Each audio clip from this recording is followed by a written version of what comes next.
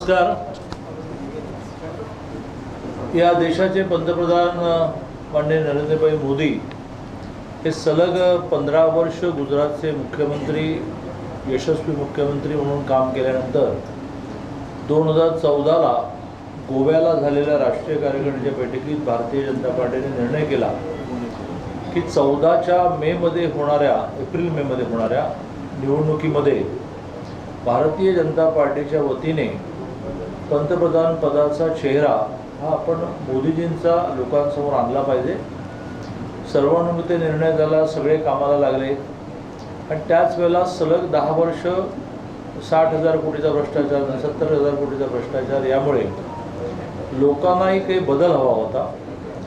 मोदीजींमध्ये त्यांना तो बदल दिसला. याचं कारण 15 वर्ष मोदीजींच्या गुजरातच्या मुख्यमंत्रीपदाच्या काळामध्ये एकही शिंतोडा भ्रष्टाचाराचा त्यांच्यावर विरोधक उडवू शकले नाहीत आणि त्यामुळे लोकांना एक आश्वासक चेहरा वाटला. लोकांनी मतं दिली.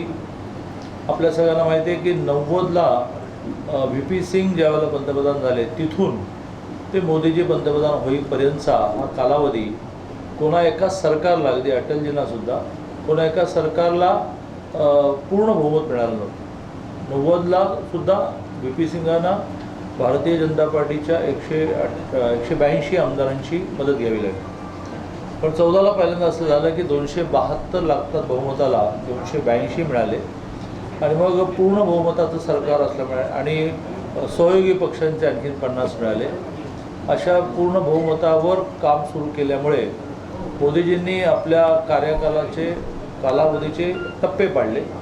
त्यातला पहिला टप्पा त्यांनी असा पडला की ज्याच्यामध्ये ज्याला आपण सर्वसामान्य माणसाला ज्या सर्वसाधारण सुविधा मिळाल्या पाहिजेत त्या मिळाल्याच नाही इतक्या वर्षांत, त्याच्यावर भर द्यायचा.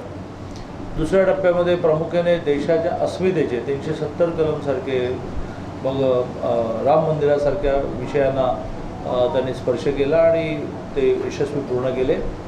आणि तिसऱ्या टप्प्यामध्ये देश 2047पर्यंत जगामध्ये क्रमांक 1ची आर्थिक शक्ती करण्याच्या दृष्टीने वाटचाल त्यांनी सुरू केली आहे.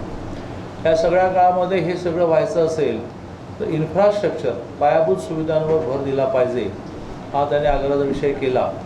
आणि अशी करता करता त्यांची 12 वर्ष पूर्ण झाली आणि तो पंडित जवाहरलाल नेहरूंच्या पंतप्रधान असण्याचा रेकॉर्ड मोडणारी 12 वर्ष पूर्ण झाली. एकूण 4,399 दिवस हे त्यांनी परवा पूर्ण केले.